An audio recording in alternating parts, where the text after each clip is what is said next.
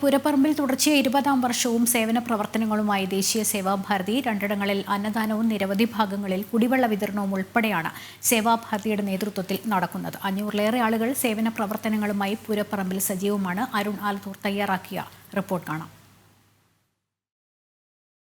പൂരനഗരിയിൽ ദേശീയ സേവാഭാരതി തുടർച്ചയായ 20-ാമത്തെ വർഷവും സജീവമായി തന്നെ രംഗത്തുണ്ട്. വിവിധ സേവന പ്രവർത്തനങ്ങളാണ് ദേശീയ സേവാഭാരതിയുടെ നേതൃത്വത്തിൽ നടക്കുന്നത്.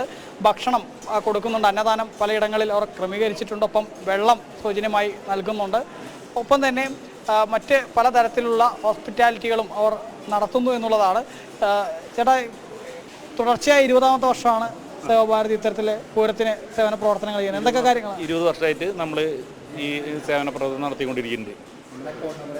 പിന്നെ നമ്മൾ സ്ഥിരമായിട്ട് ഇവിടെ 3 വർഷമായി കഞ്ഞി കൊടുത്തുകൊണ്ടിരിക്കുന്നു. ഇതുപോലെ തന്നെ നമ്മൾ വേറൊരു കേന്ദ്രത്തിലും കഞ്ഞി കൊടുക്കുന്നുണ്ട്, ചെന്മയ മിഷൻ കാർഡിൽ. പിന്നെ 10 സ്ഥലങ്ങളിൽ വെള്ളം മാത്രം കൊടുക്കുന്നുണ്ട് ഞങ്ങൾ.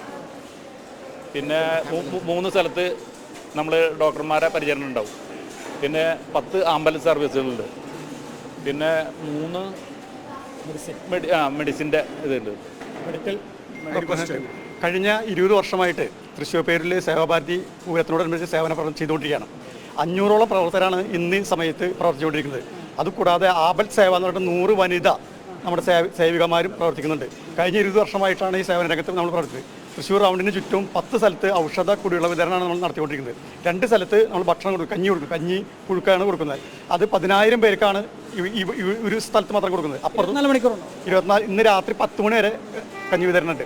അപ്പോൾ അത് 2 സ്ഥലത്താണ് കൊടുക്കുന്നത്. അതുകൂടാതെ 3 സ്ഥലത്ത് നമ്മൾ മെഡിക്കൽ സംവിധാനം ഏർപ്പെടുന്നത് ഡോക്ടേഴ്സായിട്ട് ചെയ്ത് ഇരിക്കുന്നുണ്ട്. 10 ആംബുലൻസ് നമ്മുടെ റൗണ്ടിൽ പ്രവർത്തിക്കുന്നുണ്ട്. എന്ത് ആപത്കടം ഉണ്ടായാലും പ്രവർത്തിക്കാനുള്ള സന്നദ്ധ രംഗത്തായിട്ട് നമ്മൾ പ്രവർത്തിച്ചുകൊണ്ടിരിക്കുന്നത്. അപ്പോൾ ഇത് ഇന്നത്തെ ഈ വർഷം വളരെയധികം വെയിലാണ്, വളരെയധികം ആവശ്യം മാറുകയാണ്.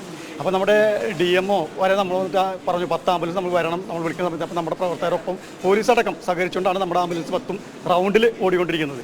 അപ്പോൾ വളരെയധികം ഇത് ആവശ്യമായി മാറണം എല്ലാ വർഷം ചെല്ലും തോറും. ഇത് 3 വർഷമായി നമ്മൾ കഞ്ഞി കൊടുത്തു തുടങ്ങിയിട്ട്. കഴിഞ്ഞ 20 വർഷമായിട്ട് നമ്മൾ വെള്ളം ഉണ്ടായിരുന്നു, മറ്റ് മെഡിസിനൊക്കെ ഉണ്ടായിരുന്നു. പക്ഷേ 3 വർഷമായിട്ട് കഞ്ഞി വിതരണം നടത്തി. കഞ്ഞി വിതരണം ഏതൊക്കെ 2 പോയിന്റുകളാണ്? ഒന്ന് ഇവിടെ തെക്കേ ഈ സമൂഹമണ ഹാളിൽ, 2 ചിന്മയ മിഷൻ്റെ നീരാഞ്ജലി ഹാളിലാണ് കൊടുക്കുന്നത്. അപ്പോൾ ഇത് ശക്ത നഗരം സേവാഭാരതിയാണ്, അത് അയ്യന്തോൾ നഗരം സേവാഭാരതിയാണ് ചെയ്തുകൊണ്ടിരിക്കുന്നത്. അപ്പോൾ 10,000 പേർക്കാണ് നമ്മൾ ഭക്ഷണം ഒരുക്കിയിട്ടുള്ളത്. 500 പ്രവർത്തകർ നിതാന്തമായി ജാഗ്രതയോടെ പ്രവർത്തിച്ചുകൊണ്ടിരിക്കുന്നു.